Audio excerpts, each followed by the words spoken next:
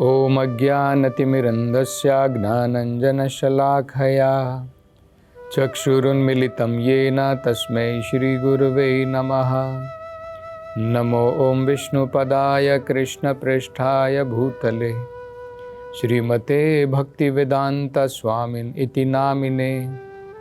नमस्ते सरस्वती देवे गौरवाणी प्रचारिणे निर्विशेष शून्यवादी पाश्चात्य देशतारिणे। जय श्री कृष्ण चैतन्य प्रभु नित्यानंदा श्री अद्वैत गदाधर श्रीवासदि गौर भक्त वृंदा। हरे कृष्णा कृष्ण कृष्णा हरे हरे, हरे राम राम राम हरे हरे। हरे कृष्ण। तो पिछली कथा में हम चर्चा कर रहे थे सनत कुमार ने 4 बड़े महत्वपूर्ण, अगर हम भगवान की भक्ति में आगे बढ़ना चाहते हैं तो 4 अंग बताए थे। उसमें से 3 के बारे में हमने चर्चा की थी और चौथा जो है उसको भी समझने का प्रयास करेंगे। तो पहला उन्होंने बताया था अर्थ इंद्रिय आराम सगोष्ठी अतृष्णाया। ऐसे लोगों का संग छोड़ देना चाहिए जो केवल धन के पीछे पागल हैं। अर्थ इंद्रिय आराम, या फिर जो लोग केवल भौतिक इंद्रिय तृप्ति में लगे हुए हैं, तो उन लोगों का संग, उनकी तरफ आकर्षण हमारा नहीं होना चाहिए। दूसरा उन्होंने बताया था तत्सम्मतानाम अपरिग्रहेण च। और जो इन लोगों के मित्र हैं, क्योंकि एक कहावत है अंग्रेजी में birds of the same feather flock together. मतलब आपने देखा होगा जैसे कौवे होते हैं, कौवे दूसरे पक्षियों के साथ में नहीं मिलेंगे, आपस में ही साथ में उनका झुंड रहता है। एक प्रकार के जो पक्षी होते हैं वो एक साथ में रहते हैं। तो इन लोगों के मित्र कौन होंगे? इन लोगों के मित्र भी वही लोग होंगे जो इसी प्रकार से धन के पीछे भागते हैं, इंद्रिय भोग के पीछे भागते हैं। तो उनका संग भी छोड़ देना चाहिए। तीसरा उन्होंने बताया था विविक्तया रुचया। मतलब इंद्रिय भोग की तरफ हमारी रुचि नहीं होनी चाहिए, हमारा डिस्टेस्ट आ जाना चाहिए। मान लीजिए आप भगवान की भक्ति कर रहे हैं, लेकिन अगर आपका मन केवल भौतिक इंद्रिय वासनाओं में डूबा हुआ है, उस तरफ आपका आकर्षण है, तो हम भगवान की भक्ति में आगे नहीं बढ़ पाएंगे। हमें डिस्गस्ट हो जाना चाहिए भौतिक इंद्रिय तृप्ति से। हमने वो उदाहरण देखा था यमुनाचार्य का। जब वो पहले राजा थे और केवल भोग विलास में डूबे रहते थे, तब उनका जीवन अलग था। और जब वो भगवान की भक्ति में आगे बढ़ गए, तब वो क्या कहते हैं? वो कहते हैं तद अवधि बत नारी संग में स्मर्यमाने भवतु मुखा विकार शुष्टु निष्ठीवनम च। वो कहते हैं पहले मैंने हो सकता है स्त्रियों का भोग किया हो, लेकिन अब अगर मेरे मन के अंदर में उस प्रकार का विचार आता भी है तो मेरा मुख जो है विकार से बदल जाता है। आपने ये उदाहरण देखा होगा, कुछ गंदी चीज को हम देख लेते हैं तो हम गंदा मुख बनाते हैं और क्या करते हैं? उस चीज के ऊपर थूक देते हैं। तो हमें ये देखना चाहिए कि क्या इसी प्रकार से हमारी प्रक्रिया है भोग विलास की तरफ, कि भाई ये नहीं चाहिए, ये सब फालतू की चीज़ है। उस प्रकार का डिस्टेस्ट, उस प्रकार की अरुचि क्या हमारे मन में जागृत हुई है, तब हम भगवान की भक्ति में आगे बढ़ पाएंगे।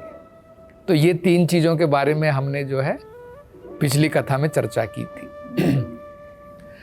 चौथा और एक बड़ा महत्वपूर्ण जो अंग वो बताते हैं, अगर हम भगवान की भक्ति में बढ़ना चाहते हैं तो वो क्या है? वो कहते हैं परितोषे आत्मनि विना हरे गुण पीयूषा पानात। बड़ा सुंदर अर्थ है। परितोषे आत्मनि, परितोष का मतलब है संतुष्ट होना, खुश होना, प्रसन्न होना। हमारी आत्मा, परितोषे आत्मनि मतलब हमारी आत्मा संतुष्ट, हमारी आत्मा प्रसन्न, बहुत हर्षित। कब हमको जो है संतुष्टि मिलनी चाहिए, कब हमारे को आनंद आना चाहिए? वो कहते हैं बिना हरेर गुणा पीयूषा पानात। जब तक हम भगवान की कथाओं की जो एक अमृत के बराबर है, भगवान की जो अनेकों प्रकार की लीलाएं हैं, उसका जब हम श्रवण करते हैं, श्रवण के बारे में यहां पे क्या किया है? पान करना। पानात, पानात मतलब बिना हरे गुण पीयूषा पानात। पीयूष का मतलब होता है अमृत और पानात का मतलब होता है उसको पीना। बिना हरि कथा के अमृत को पिए हुए हमारे मन को कोई शांति, संतुष्टि या खुशी नहीं होनी चाहिए। ये अगर आप कर सकते हैं तो आप भगवान की भक्ति में आगे बढ़ पाएंगे। क्या हमारे मन में ऐसा लगता है कि भाई आज मैंने भगवान की कथा नहीं सुनी, मन में संतुष्टि बिल्कुल नहीं है, मेरे मन में कोई आनंद नहीं है क्योंकि आज भगवान की कथा में उसका पान नहीं कर पाया? तो जब इस प्रकार के विचार जागृत हो जाएंगे कि भाई बिना हरि कथा के, बिना हरि कथा अमृत के पान के मन में कोई संतुष्टि, कोई शांति नहीं है, तब हम भगवान की भक्ति में आगे बढ़ पाएंगे। तो बहुत सुंदर जो है संदेश ये सनत कुमार दे रहे हैं। भगवान की भक्ति कैसे आगे बढ़ती है, रूप गोस्वामी जो हैं, चैतन्य महाप्रभु स्वयं बताते हैं। ये भक्ति रसामृत सिंधु जो रूप गोस्वामी जी ने लिखी है, उसमें इसका सुंदर वर्णन है। तो भक्ति सबसे पहले कहाँ से आती है, इसके बारे में हमने काफ़ी बार चर्चा की है। जब गुरु और भगवान की कृपा हमारे ऊपर होती है। वो कैसे आती है? जब कोई निष्ठा के साथ में सिंसियरली भगवान की खोज में लगा है, जब कोई ये समझना चाहता है कि मेरे जीवन का अर्थ क्या है, कौन है भगवान, आत्मा क्या है, परमात्मा क्या है, जब उसके मन में ये निष्ठा होती है, तब भगवान क्या करते हैं? परमात्मा के रूप में हर एक के हृदय में भगवान है। तो उस व्यक्ति को भगवान जो है प्रामाणिक गुरु की तरफ भेज देते हैं। एक अरेंजमेंट भगवान करते हैं कि ये व्यक्ति एक प्रामाणिक गुरु के संपर्क में आ सके। तो आपको कोई चिंता करने की जरूरत नहीं है। अगर आप निष्ठा के साथ में भगवान को समझना चाहते हैं, ये गारंटी है, ये गारंटी है कि भगवान आपको धोखा नहीं देगा। भगवान आपको प्रामाणिक गुरु की तरफ ही भेजेगा। लेकिन अगर आपके मन में खोट है, निष्ठा नहीं है, आप जो हैं आध्यात्मिक जीवन बड़ा सस्ता चाहते हैं कि भाई मुझे रूल रेगुलेशन फॉलो नहीं करना है, अगर मुझे कहीं से पैसा देकर के मंत्र मिल जाए और मैं साथ साथ में आध्यात्मिकता में प्रगति भी कर सकूं और मुझे ये सब भौतिक वासना छोड़ने की ज़रूरत भी ना पड़े, तो कितना अच्छा होगा। तो भगवान क्या करेंगे, हमारी उस इच्छा को भी पूरी करेंगे। भाई हम धोखा खाना चाहते हैं, हम नकली आध्यात्मिक जीवन अपनाना चाहते हैं, तो भगवान क्या करेंगे, असली गुरु के पास नहीं भेजेंगे, नकली गुरु के पास में भेजेंगे। वो आपको कहेगा भाई तुम्हें ये रूल रेगुलेशन फॉलो करने की जरूरत ही नहीं है, जो मन में आए वो करो, दारू पीना है तो दारू पियो, लेकिन मेरी फीस दे दो, मैं तुम्हें स्पेशल मंत्र दे दूंगा, उस मंत्र का जप करो और तुम भी आध्यात्मिकता में प्रगति कर पाओगे। तो भगवान जो है हमें इस प्रकार के लोगों के पास में भेजेगा। निष्ठा है अगर मन में कि नहीं मुझे आध्यात्मिक जीवन भगवान को समझना है, तब भगवान जो है हृदय के अंदर से हमें डायरेक्शन देंगे, दिशा दिखाएंगे, हमें कहाँ पर जाना है। तो क्या होगा, फिर गुरु के पास में जाएंगे तो गुरु और भगवान की कृपा से क्या होगा, हृदय के अंदर में भक्ति लता का बीज भगवान प्रदान करते हैं। आगे हमको क्या करना है, गुरु ने दे दिया भक्ति लता का बीज। आप जब बीज एक, मान लीजिए आप जमीन के अंदर में एक बीज लगाते हैं, ठीक है, आप लता का बीज लगाते हैं, बहुत प्रकार की लताएं होती हैं, इसको भी भक्ति लता कहते हैं। तो क्या होगा, आप बोलेंगे बीज लग गया काम हो गया, काम हो जाता है क्या? बीज लगाने के बाद में आपको उसके अंदर में पानी डालना है, आपको खाद डालनी है रेगुलरली। जब आप पानी डालेंगे, खाद डालेंगे, तो धीरे धीरे वो बीज जो है अंकुरित होगा और वो पेड़ लता बढ़ेगी। तो ये बहुत महत्वपूर्ण है। तो गुरु की कृपा से, भगवान की कृपा से भक्ति लता का बीज तो अगर हमारे हृदय में आ गया है, अब उसको बढ़ाने का काम हमारा है। हमें उसको क्या करना है, सींचना है पानी के साथ में। तो भक्ति में वो पानी क्या बताया जाता है, यही बताया जाता है जो सनत कुमार बता रहे हैं। क्या कह रहे हैं, परितोषे आत्मनि विना हरे गुणा पीयूषा पानात। डेली नित्य जो है हमें इसे अमृत से सींचना है। भगवान की कथा अमृत का श्रवण करके, उसका कीर्तन करके। श्रवणम और कीर्तनम एक जल है, आध्यात्मिक जल है, जिसके द्वारा भक्ति लता बढ़ेगी। आप पानी डालते हैं ना पेड़ में, इसी प्रकार से अगर आप भक्ति लता में पानी डालना चाहते हैं, भगवत कथा का, भगवान के नाम का कीर्तन और श्रवण, ये जब हम करेंगे तब हमारी भक्ति लता बढ़ेगी।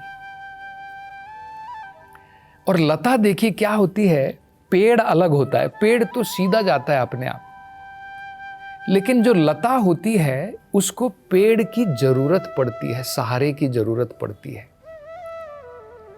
और शुरुआत में खासकर क्या होता है, अगर आपने बीज बोया है, गार्डन लगाया है, आप क्या करते हैं, फेंसिंग लगा देते हैं।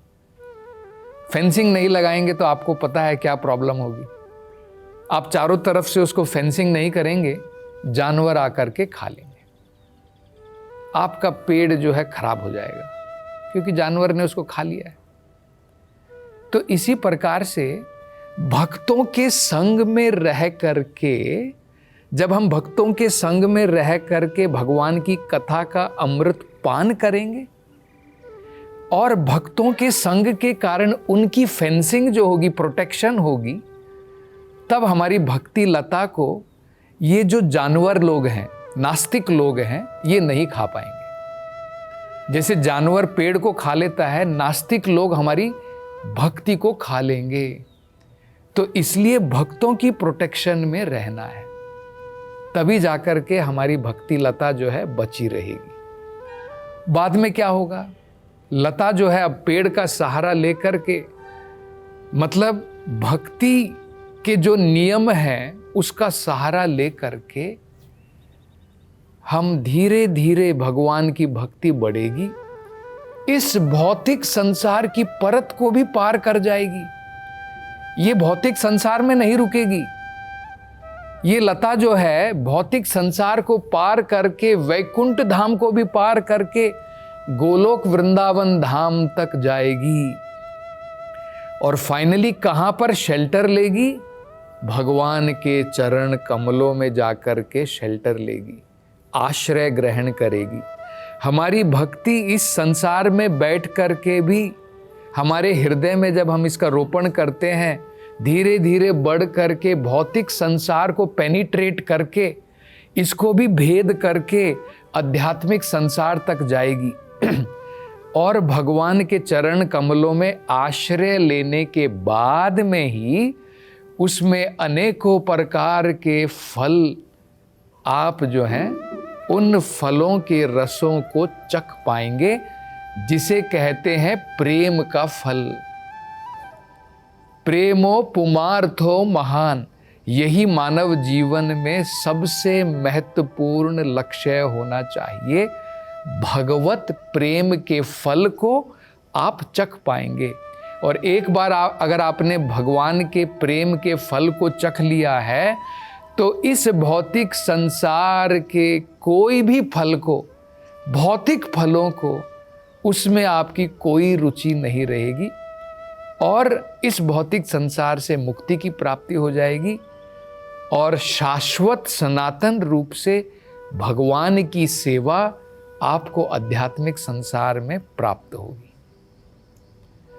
तो और अब आगे सनत कुमार और क्या महत्वपूर्ण संदेश देने वाले हैं, इसकी चर्चा हम अगली कथा में करेंगे। हरे कृष्णा।